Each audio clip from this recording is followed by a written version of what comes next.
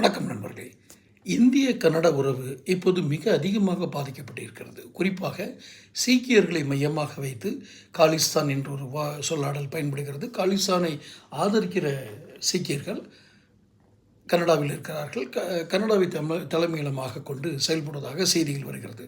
இது இந்திய கன்னட உறவை வெகுவாக பாதிக்கிறது.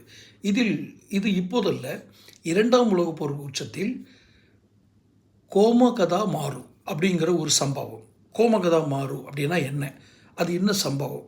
அது அப்போவே 2ஆம் உலகப் போர் நடக்கிற 1914ஆம் ஆண்டு ஆங்கிலேயர் கட்டுப்பாட்டில் இருந்த காலகட்டத்திலேயே இந்தியாவில் இருந்து அது கனடாவும் காலனி ஆதிக்கத்தில் இருந்தது.